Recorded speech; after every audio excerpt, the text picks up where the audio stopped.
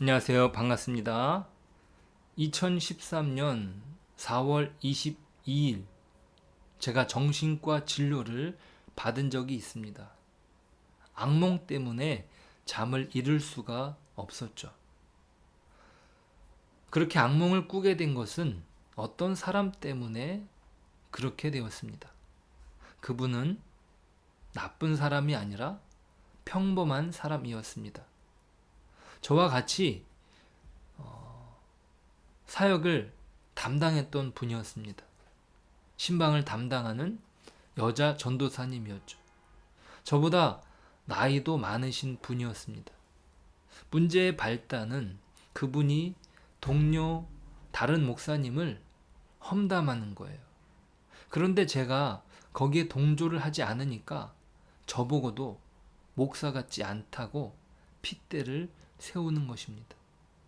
자, 그 이후의 일들은 차마 말씀드리기가 어려울 정도의 일들이 벌어졌고, 급기야 저는 그분에 의해서 땅바닥에 내팽개쳐지고 맙니다.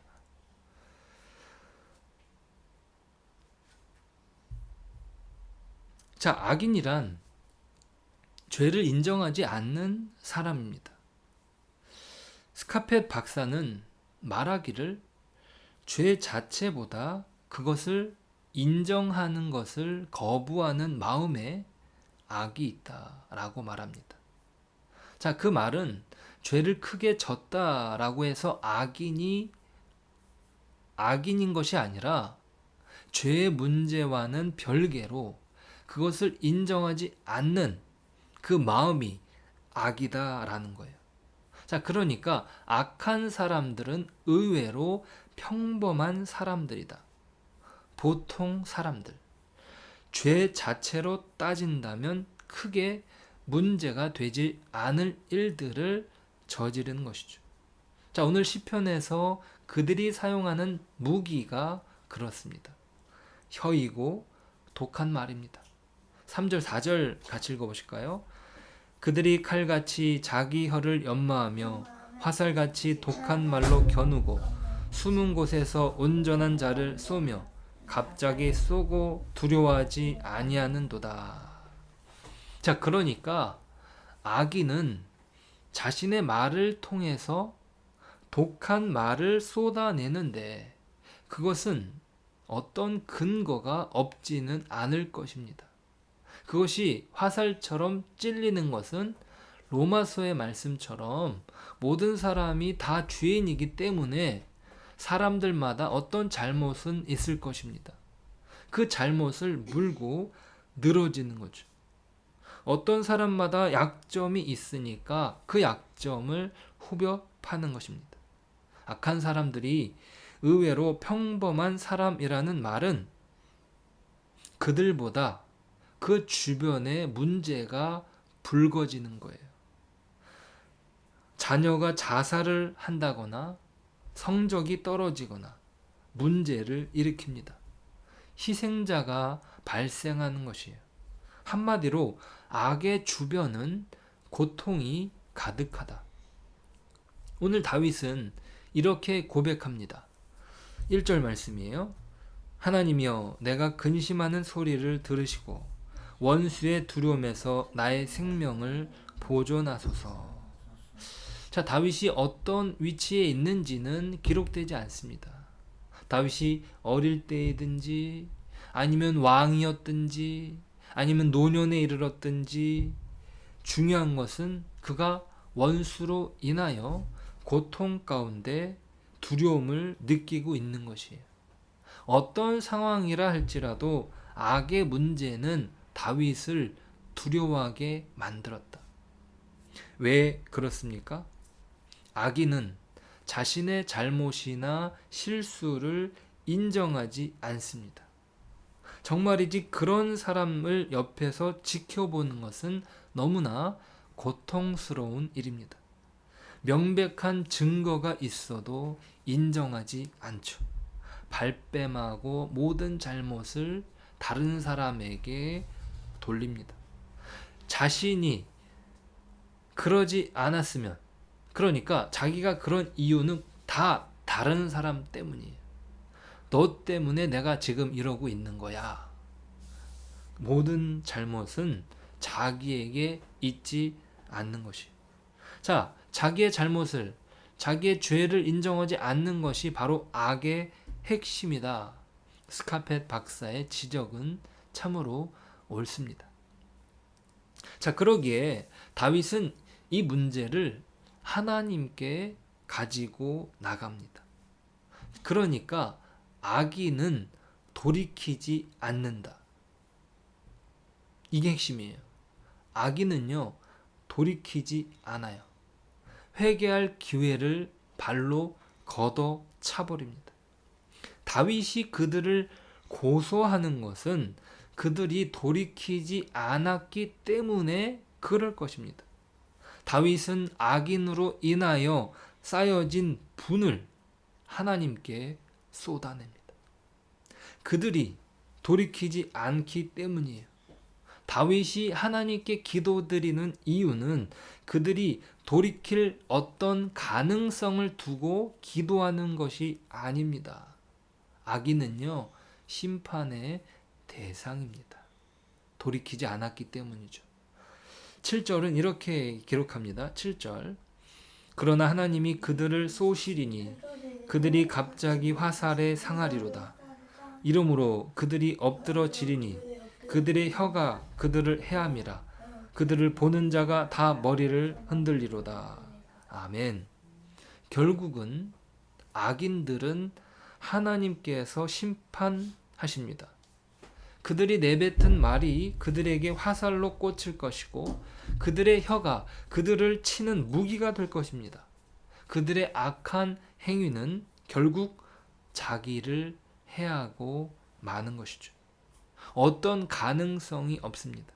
왜냐하면 악인은 결코 돌이키지 않을 것이기 때문이죠. 자, 몇 년 뒤에 그 여자 전도사님의 이야기를 들었습니다. 여전히 다른 교회에서 여전도사로 사역하고 있습니다. 저는 이분을 알아보기 위해서 이전 교회로 전화를 돌렸어요. 자, 그랬더니 이력서에는 6년, 7년 사역했던 것이 사실은 1년도 채 안 되고 2년도 채 안 되고 문제를 일으키고 심지어 돈을 요구하고 나왔다고 합니다. 상대방의 잘못은 그 사람에겐 어떤 먹잇감이었던 것이죠. 자, 결코 돌이키지 않는 자가 악인입니다. 그들을 맞상대하는 것은 어떤 각오를 해야 하는 일이고 사람은 풀어낼 수 없는 일입니다. 자, 악은 피하는 것입니다. 자신의 옷이 벗겨지면서도 보디발의 아내의 유혹을 뿌리친 요셉처럼 자리를 피하는 것이 상책인 것입니다. 악은 죄인이 상대할 수 없습니다. 오늘 다윗의 해결책을 보십시오. 9절 말씀 보실까요? 모든 사람이 두려워하여 하나님의 일을 선포하며 그의 행하심을 깊이 생각하리로다. 의인은 여호와로 말미암아 즐거워하며 그에게 피하리니 마음이 정직한 자는 다 자랑하리로다. 아멘. 하나님의 심판을 바라보는 것이. 의인은 반드시 돌아오게 되어 있습니다. 회개하는 거예요. 돌이키는 거예요. 그 사람이 아무리 죄가 많았다 할지라도 악의 핵심은 죄의 크고 적음의 문제가 아니라 돌이킴의 문제다. 죄의 문제는 결코 교도소에서 해결되는 것이 아닙니다. 오히려 죄를 더 배우고 나오는 곳이 교도소 아닙니까? 돌이키지 않는 이상 죄는 죄를 더해지고 포장하고 그럴듯하게 다가와 의인을 괴롭힙니다. 약점을 잡고 늘어지는 거죠. 만약 나에게도 그 사람이 돌이키는, 저에게도 그 사람이 돌이키는 일이 있었다면 아마 악몽에 시달리지 않았을 것입니다. 자, 악을 위한 기도는 돌이키게 해달라는 기도가 아니에요. 저 사람을 바꿔주세요 라고 기도하는 것이 아닙니다. 이것은 심판해 달라는 기도가 핵심입니다. 내가 맞서는 것이 아니라 하나님께 맡기는 것이죠. 그렇게 기도하기까지 얼마나 고통당하고 아파하고 두려워했을까요? 그 기도가 단순히 내가 억울하다고 바로 드리는 기도였을까요? 아니에요. 악의 문제, 악의 핵심은 돌이키지 않는 것이 몇 번이고 찾아갔고 몇 번이고 이야기했지만 불가능한 것입니다. 그 모든 과정 속에 답이 없는 사람은 하나님께 맡겨드리는 것이 그것이 믿음이고 지혜입니다. 하나님의 경고 앞에 돌이킬 수 있을지 그건 잘 모르겠습니다. 그 영역이 다 하나님께 맡겨진 영역인 것이죠. 자, 우리가 아는 것은요.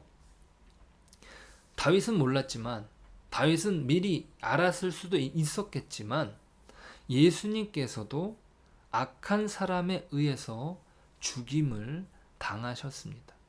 악한 사람의 본질은 그래요. 그들을 끝까지 사랑하신 주님에 대한 사람들의 행위는 예수님을 십자가에 못 박았습니다. 하지만 그것을 아십니까? 그 십자가는 인류에 돌이키지 않는 악에 대한 하나님의 심판이다. 돌이키는 자에게는 복이 있음을 깨닫게 하시려고 하나님께서는 예수님을 부활케 하셨습니다. 우리는 그 은혜로 말미암아 악의 자리에서 의의 자리로 옮김을 받은 것이죠. 우리는 하나님의 자녀가 되었다는 사실은 우리가 착해서가 아니라 우리의 잘못, 우리의 죄, 우리의 악함을 하나님께 인정하고 예수 그리스도의 십자가의 보혈로 하나님의 자녀가 된 것이죠. 우리는 그 하나님의 자녀됨을 자랑해야 될 줄 믿습니다. 오늘 다윗의 자랑은 바로 이 주님을 부활케 하신 능력과 원수된 우리를 회복케 하신 은혜에 있음을 기억해야 됩니다. 오늘 그 은혜로 주님의 사람으로 살아가는 저 여러분 되시길 축복합니다. 기도하겠습니다. 하나님 감사합니다. 우리가 악인 때문에 고통당하고 결국 기도하게 됩니다. 하나님, 우리가 그 악의 문제를 해결할 수 없음을 인정하며 하나님께 모든 것을 맡겨드리는 저희들이 되게 하여 주십시오. 하나님, 우리가 악인임에도 불구하고 하나님의 은혜로 의인의 자리에 또 하나님의 자녀의 자리에 서게 되었습니다. 우리가 이것을 자랑하고 또 이것으로 우리의 삶을 하나님께 드리기를 헌신하는 저희들이 되게 하여 주옵소서. 예수님의 이름으로 기도드립니다. 아멘.